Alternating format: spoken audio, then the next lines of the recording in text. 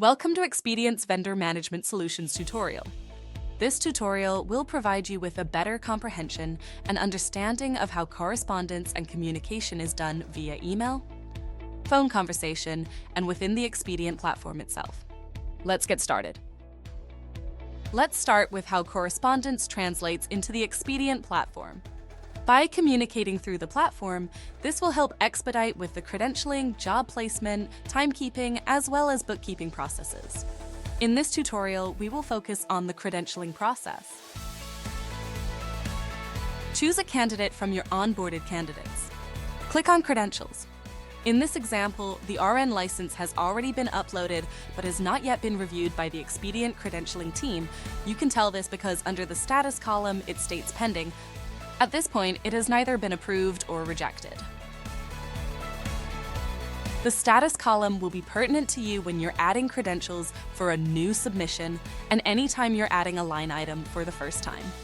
In either of these cases, communication must be through email from you, the agency, as Expedient does not receive notifications on this. However, if an item is rejected, communication is done through the site as shown here. You can find the communication simply by clicking on the word Rejected. Once you have clicked on Rejected, the reason or reasons why will now be viewable and will state how to correct it and get it approved. I have listed a few examples here. Please keep in mind once an item has been rejected, it will null and void the previous upload, so when providing the updated corrections, you must complete the upload just as before by inputting all information and upload the document again. You can make your updates simply by clicking on the correct icon under the action column. Now that you have made the proper corrections, you can see that the document was approved. Communication within the Expedient platform is slightly different when it comes to existing candidates, who in most cases just need to have expired or expiring items updated. You will notice that these items are made to stand out by being highlighted in red. To make an update to an expired or expiring item, simply go to the action column of the item to be updated and click on the correct icon. When making an update to an expired or expiring item, please ensure to make all the proper corrections and then click on Submit Change Request. Confirm your change request by adding a reason for the change and click Submit.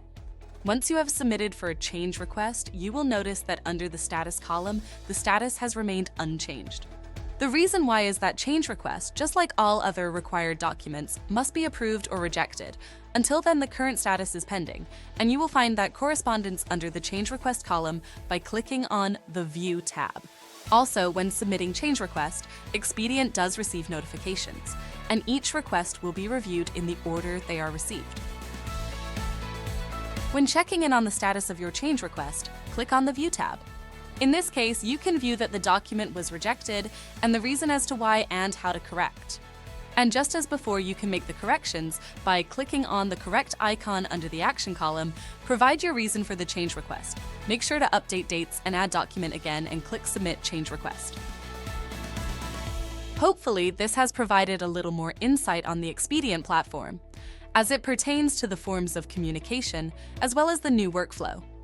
This is why it is important to have your teams logged in throughout the day to not only monitor and track your candidates, but to stay up to date on all correspondence.